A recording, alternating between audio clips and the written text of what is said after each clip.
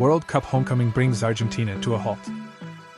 Millions of fans thronged the streets of Buenos Aires to welcome home Argentina's national team in what may be the biggest open-air party in the capital's history.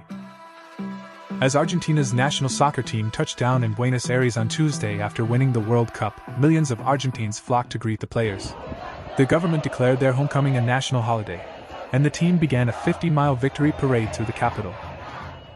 The team toured the city on an open-top bus flanked by security guards, and players were seen beating drums and sipping viajeros, a local drink that combines Coca-Cola with Fernet, an Italian spirit, down from a cut-off plastic bottle. So many Argentines turned out to welcome the team, at least 4 million, according to local media, that the parade was stopped early because the streets were overflowing with people. Some fans threw themselves off bridges to try to get into the open-top bus carrying the players, and one supporter died after falling from a monument downtown during celebrations Sunday night. The tour ended with team members flying across the city in helicopters instead. The celebrations have been constant since Sunday, when Argentina won its third World Cup title.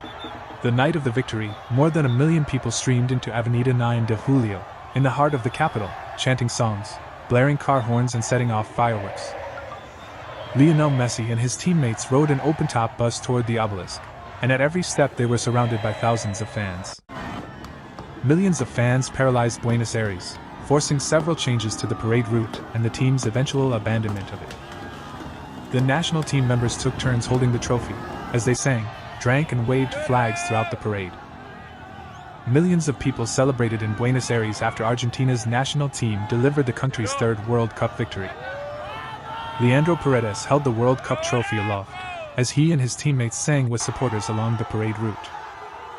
The obelisk at the center of Buenos Aires, which commemorates the founding of the city, was so full of fans that the parade organizers had to make a last-minute change.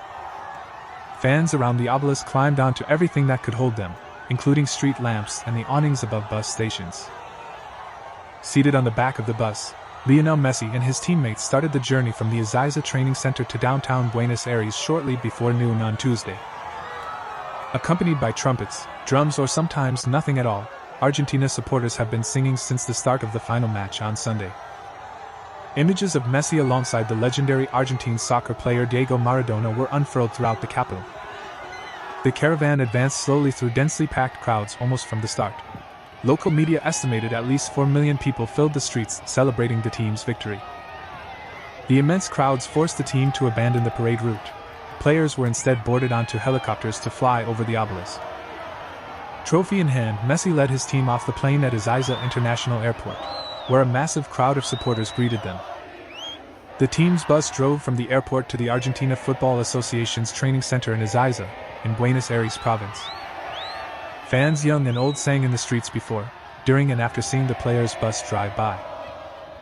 Flags waved, crowds and Argentina's national team sang, as the truck carrying the team wended its way slowly in the parade. Fans and players have adopted a song, Muchachos, ahora nos volvemos a ilusionar, with lyrics modified by a fan, as the unofficial anthem of their World Cup run. The team's official parade began in earnest on Tuesday with players taking a 50-mile route through the city in buses,